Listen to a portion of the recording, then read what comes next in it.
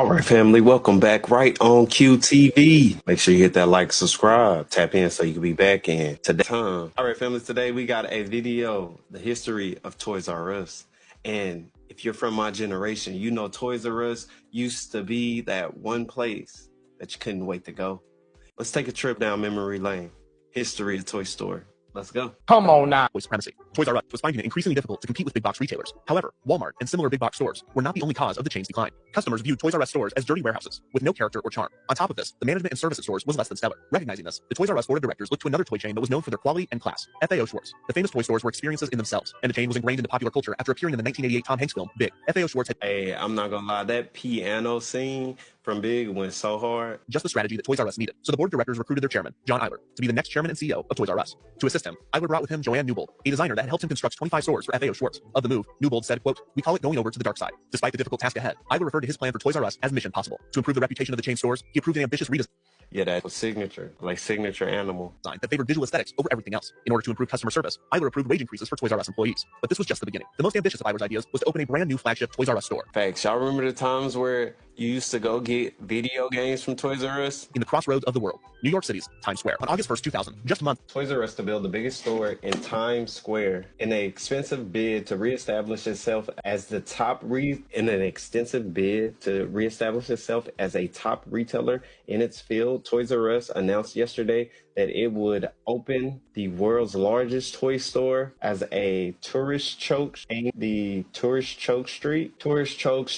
and neon infused ballyhoo of Times Squares, the center of the toy universe for the Rebound chain. Eiler had joined Toys R Us. The company announced the construction of the new Times Square location. The space was 101,000 square feet, split throughout 4 stories. The owner of the real estate, Charles B. Moss Jr., had been holding on to the space throughout a rapid revitalization of Times Square, seeing the area turn from a dirty, seedy tourist trap to a premier shop. Bruh, can you imagine living there? For all the people who don't live in New York, bruh, it's so congested. Stores like the Gap and Virgin Megastore moved in, and rents began to skyrocket. Moss was waiting for the right partner for his real estate, which sat on the corner of Broadway and 44th Street. And when Toys R Us made And it looked tight though. an offer, he accepted it. The resulting Toys R Us would be the largest toy store in the world and the largest retailer in Times Square, 1/3 larger than the Virgin Megastore. The location would cost $35 million to build. It was to be the center of the toy universe, according to Eiler. Designing Toys R Us's flagship store was no easy task. Not only was Newbold designing in some of the most lucrative real estate space in the world, but she was designing far more than just a store. Toys R Us Times Square would be part store, part mall, part theme park, and part event space. The store was constructed throughout the fall of 2001, with a grand opening date set for November 17th, 2001. On November 14th, 3 days before the grand opening, Toys R Us held its first event. A key aspect of the plans for Toys R Us Times Square was for the space to be a stage for toy manufacturers to hold launch events. The first of these would be for the Xbox,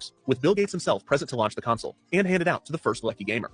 3 days after this, Toys R Us was ready to open to the public. To celebrate the store's opening I told y'all, man, Toys R Us used to have a game. day, an hour-long character procession was organized. At 9 a.m., over 50 beloved children's characters would walk hand-in-hand from 48th and Broadway to the store. The 4-block parade featured such beloved characters as SpongeBob SquarePants, Bert, Ernie, Barbie, Shrek, and Elmo, which must have been awkward Not the Powder Puff Girls, Mr. and Mrs. Potato. considering that there were at least 3 other Elmos roaming the area at the time.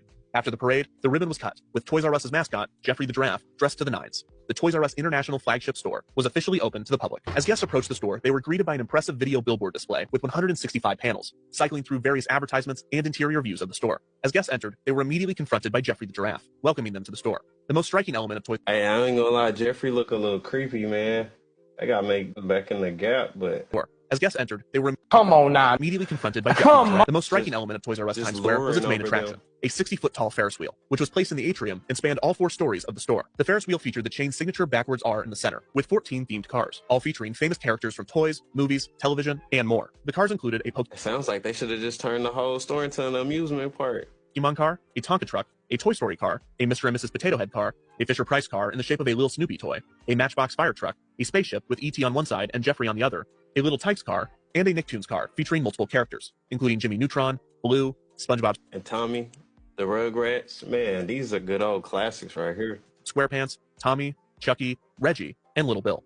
The cars to the Ferris wheels were, according to Newbold, a quote, torturous exercise in design. Newbold admitted that the final result of some of the cars was less than ideal. She said that the Mr. and Mrs. Potato Head car specifically looked off, and that, to her eye, quote, Mrs. Tate looks way too much like Bette Midler.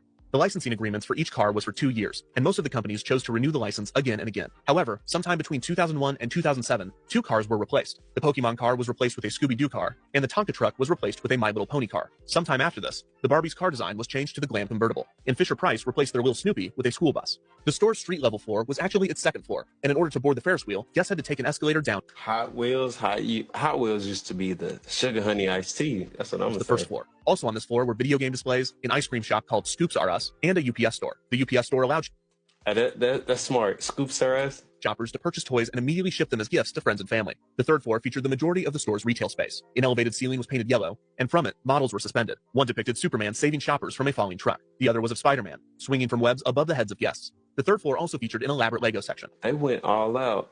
You would want this store to still be open.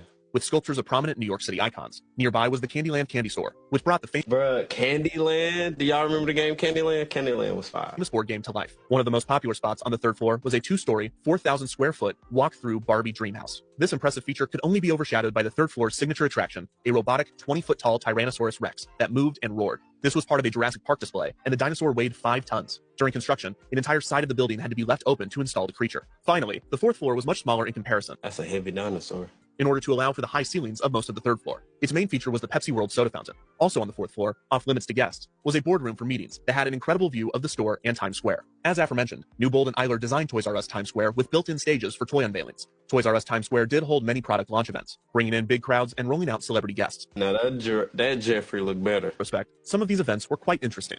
And now, some of the product launch events held at Toys R Us Times Square. Or, one of the first times the early 2000s unique visual and cultural aesthetic can be viewed in retrospect. Or, oh my god, am I nostalgic for 2003? That's a lot, so y'all can read it. Harry Potter and the Order of the Phoenix with celebrity guest audiobook narrator Jim Dale. The Video Now portable video player with celebrity guest Hilary Duff. Bruh, this is back in the day. This is like before the iPod. Is the musical Robot Thing with celebrity guest Rihanna. Rubik, Bruh, how old was Rerun? celebrity guest Vanessa Hudgens. Dolls from the TV show Lost with celebrity guest Jorge Garcia. Deal or No Deal merchandise with celebrity guest Howie Mandel. Miranda Cosgrove's debut album Sparks Fly with celebrity guest Miranda Cosgrove. Twilight New Moon merchandise with celebrity guests Nikki Reed and Kellen Lutz. EA Sports Tiger Woods PGA Tour 2002 with celebrity guest Tiger Woods. The Tamagotchi Connection virtual pet with celebrity guest Ryan Cabrera. Video Now Color with celebrity guests Hilary Duff again and Tony Hawk. The store was also used as a location for open auditions for child stage shows such as Dora the Explorer Live and Blue's Clues Live. As far as design and implementation went, Toys R Us Times Square appeared to be a massive success. However, I mean, it sounds amazing. there were many other factors to consider. The first was Like me, as being a grown-up, I'd love to take my son here. rent. The space alone would cost Toys R Us $12 million a year, over $100 per square foot. On top of this, I'd love to take my little one here. the store opened in November of 2001, just over 2 months after the September 11th terrorist attacks. Americans' willingness to travel was greatly impacted by the events, especially travel to New York. Sales in Times Square specifically were down 40%. However, Elliot Whale, general manager of Toys R Us Times Square, said, quote, "If the traffic numbers are off in Times Square, we are certainly not feeling it." Toys R Us estimated that their flagship store would draw in 20 million visitors a year, 2/3 of the total traffic of Times Square at the time. However, the first year's numbers, in part due to the attacks of September 11th, were reported to be nearly half that, with roughly 10 Hey, now if you start to look at it, man, and Walmart took over, how deep the rabbit hole go? million shoppers visiting the store in its first year of operation.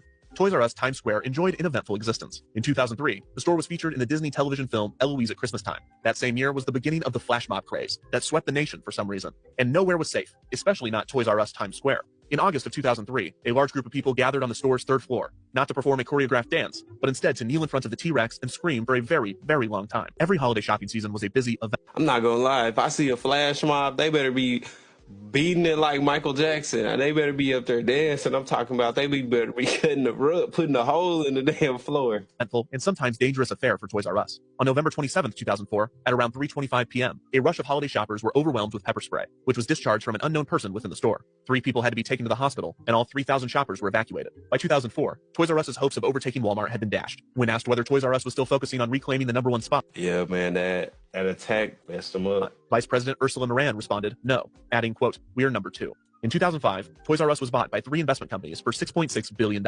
Of this capital, 80% was borrowed. And as a result of the leveraged buyout, Toys R Us was now $5 billion in debt. Eiler stepped down Dang. from his role at CEO after the buyout, and Toys R Us began a new, uncertain, debt-ridden future. On top of all of this, the Times Square location had still not turned a profit, although Moran said that it was, quote, pretty close to making money. Toys R Us continued to operate the location off of the idea that the prestige and So they spent all that money and they was still in the hole. You got to be a boss to take the loss.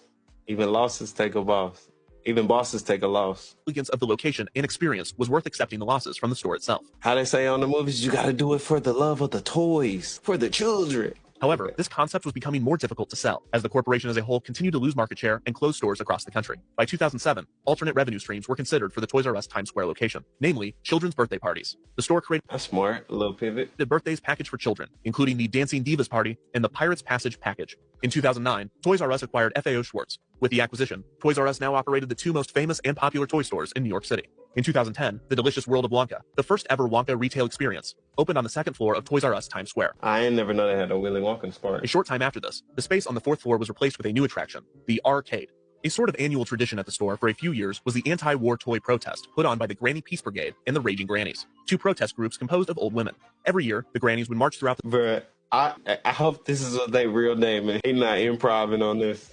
protesting violent video games and toys that glorified weapons and war. The first year of the protests, the Grannies commandeered the Ferris wheel and waved banners off of it. However, they failed to account for their escape route, and being on the Ferris wheel, it didn't take long for the employees to stop them and promptly escort them out of the store. The third year, they decided to switch it up, spreading out throughout the store and waiting until a specific time to reveal their Granny protest. Come on, man. The Grannies would be rounded up and asked to leave the store, where they would continue their demonstrations on the street, among the unlicensed costumed characters. On the subject of Times Square streetmosphere, in 2012, in classic Times Square fashion, a man dressed in a knockoff Elmo costume was arrested outside of Toys R Us after he began screaming anti-Semitic rants. The man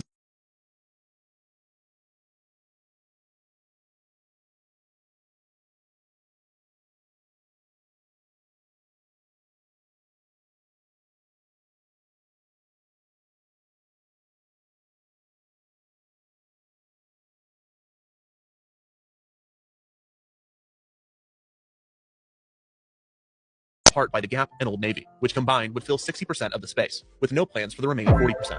And thus, Toys R Us Times Square, the company's flagship store and the tentpole of its early 2000s revitalization effort, was officially ending its run, and it didn't take long for the autopsies to pour in. The general consensus was that in spite of Toys R Us's aspirations to gain prestige from their flagship store, the benefits did not outweigh the costs. After news was announced that the store was to be closed, thousands of visitors poured into Times Square to ride the Ferris wheel, see the Tyrannosaurus Rex, and tour the Barbie Dreamhouse one final time. Toys R Us Times Square officially closed on December 30th, 2015, after a 14-year run. The interior was promptly demolished, and construction on the Gap and Old Navy began in early 2017, with the stores debuting to shoppers later that year. In 2018, McDonald's took 7,000 square feet of the remaining space, opening a two-story restaurant. Toys R Us remained out of Times Square for just 18 months, before the toy chain returned with a new pop-up store for the holiday season. The new store, while much smaller, also featured elaborate toy displays, and in a nod to the original store, a smaller dinosaur robot. The store was planned to stay open until the new year, but it lasted a few months longer, continuing its run into 2018. Less than 1 month after the pop-up location opened, on September 18, 2017, Toys R Us filed for bankruptcy. The company began liquidating assets, and after a disastrous 2017 holiday season, Facing $5 billion debt, Toys R Us the latest to join bankruptcy list. It was an intense competition. the chain had no hope of recovering. By May of 2018, all of the chain's domestic stores had been closed. The brand would see a small-scale revival effort within the past 2 years, but as of now, there have been no more ventures into Times Square. Many wondered what became of Toys R Us Times Square's most beloved attractions, such as the dinosaur animatronic. When asked, the president of the construction company tasked with demolishing Toys R Us Times Square said, quote, "The dinosaur? We shredded it and burnt it to pieces." The Superman figure saw a better fate, and it would reemerge on a collector's site with a hefty price tag of $9,800.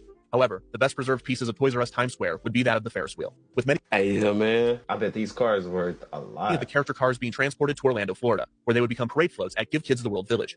Due to licensing issues, E.T. had to be covered up with a gift bag. Toys R Us Times Square did not save the company, and it was not a profitable venture. However, it was successful in creating a memorable and beloved location for tens of millions of shoppers and tourists from all around the world. It was far more Facts. I didn't even go to this location and I got memories of Toys R Us. It was just like that store. Like every young person growing up, you'll have a store that you love to go to. Like when you go there, I mean, it feels like anything's possible. more than a store or even an attraction. It was an experience. But it takes a lot more than creative toy displays, a unique location, or even a Ferris wheel to elevate a store into something more meaningful. It takes people. And the employees of Toys R Us Times Square were given a tall order. They had to endure raging grandmas, pepper spray. Yeah, facts. It's about the culture of the location, how they treat each other, how y'all vibe with one another, if y'all are able to work together to establish and complete goals and tasks. sprayers, flash mobbers, holiday stage parents, anti-Semitic Elmos, and millions of more people from all around the world. But despite the challenge, the team at Toys R Us Times Square was able to deliver a unique and memorable experience to millions. Joanne Newbold's brilliant store design would have never been appreciated in full without the work of these people, many of whom were there from the store's opening in 2001 to its closure in 2015. There's no better summation of the weird, chaotic, and special experience that was Toys R Us Times Square than the one provided by customer service manager Johnny Tamaro on the store's final day of operation. 14 years. That's how long this store has been an amazing place for millions of people from all over the world and all over the country and all over the city. Who else do you know in your life that either lost their job or their job finished and the whole freaking world knew about it. Not too many people. We're famous. I have a list of things I want. Things. Number 1, do you know where the bathroom is? Number 2, is this candy free? Number 6, well, can't you check the back room? Number 8, how do I get out of the things I will not miss? I got a list of things I will miss. It's just one word. You. All right, family, there you have it, the history of Toys R Us. Man, hope you enjoyed that trip back down memory lane here on Right on Q TV. Till next time, boss and bossettes, we out. Holla.